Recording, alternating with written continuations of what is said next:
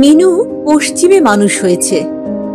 ছেলেবেলায় ইদারার ধারে তুতের গাছে লুকিয়ে ফল পাড়তে যেত, আর অরর খেতে যে বুড়ো মালি ঘাস নিড়ত তার সঙ্গে ওর ছিল ভাব। বড় হয়ে জৌনপুরে হলো ওর বিয়ে।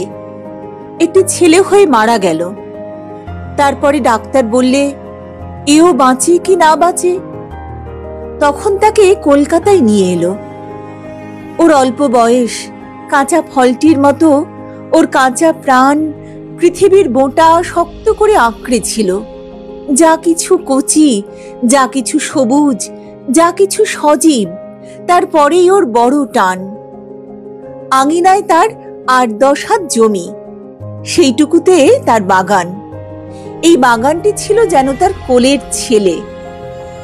তারই বেড়ার পরে যে ঝুমকোলতা লাগিয়েছিল, এইবার সেই লতায় কুড়ির আভাস দিতেই সে চলে এসেছে। পাড়ার সমস্ত পোষা এবং না পোষা কুকুরের অন্ন আর আদর ওরই বাড়িতে। তাদের মধ্যে সবচেয়ে যেটিকে সে ভালোবাসত, তার নাক ছিল খাঁদা, তার নাম ছিল ভোঁতা। তারই গলায় পরাবে বলে মিনু রঙিন পুঁতির মালা গাঁথতে বসেছিল। সেটা শেষ হলো না, যার কুকুর সে বললে, বৌদিদি এটিকে তুমি নিয়ে যাও। মিনুর স্বামী বললে, বড় হাঙ্গাম, কাজ নেই। কলকাতার বাসায় দোতলার ঘরে মিনু শুয়ে থাকে।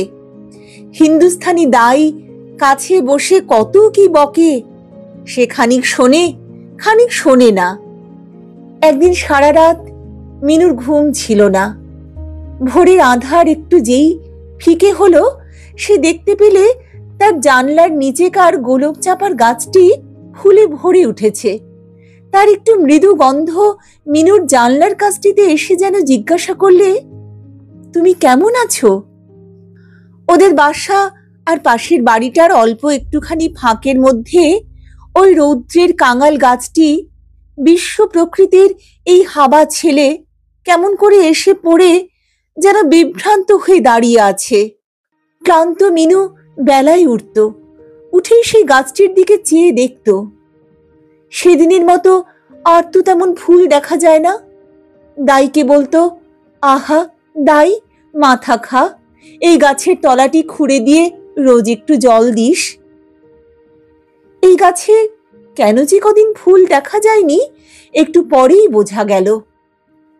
সকালের আলো তখন আধফোঁটা পদ্মের মতো সবে জাগছে। এমন সময় সাজি হাতে পূজারী ব্রাহ্মণ গাছটিকে ঝাঁকানি দিতে লাগলো, যেন খাজনা আদায়ের জন্য বর্গির পেয়াদা। মিনু দাইকে বললে, শীঘ্র ওই ঠাকুরকে একবার ডেকে আন।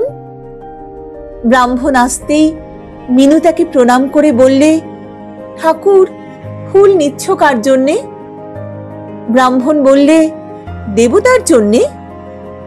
মিনু বললে, দেবতা তো ওই ফুল স্বয়ং আমাকে পাঠিয়েছেন। তোমাকে? হ্যাঁ, আমাকে। তিনি যা দিয়েছেন সে তো ফিরিয়ে নেবেন বলে দেননি।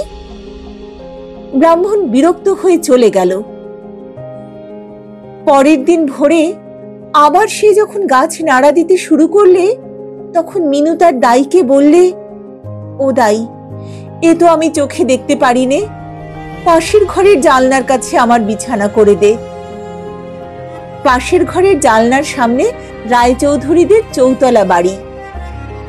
মিনু তার স্বামীকে ডাকিয়ে এনে বললে, ওই দেখো দেখো, ওদের কি সুন্দর ছেলেটি, ওকে একটিবার আমার কোলে এনে দাও না। স্বামী বললে, গরিবের ঘরে ছেলে পাঠাবে কেন? মিনু বললে, শোনো একবার, ছোট ছেলের বেলায় কি ধনী গরিবের ভেদ আছে? সবার কোলেই ওদের রাজ সিংহাসন। স্বামী ফিরে এসে খবর দিলে, দারোয়ান বললে বাবুর সঙ্গে দেখা হবে না। পরের দিন বিকেলে মিনু দাইকে ডেকে বললে, ওই চেয়ে দেখ, বাগানে একলা বসে খেলছে, দৌড়ে যা, ওর হাতে এই সন্দেশটি দিয়ে আয়। সন্ধ্যাবেলায় স্বামী এসে বললে, ওরা রাগ করেছে।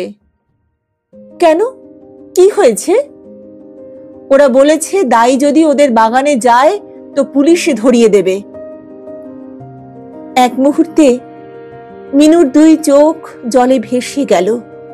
সে বললে, আমি দেখেছি ওর হাত থেকে ওরা আমার সন্দেশ ছিনিয়ে নিয়ে ওকে মারলে।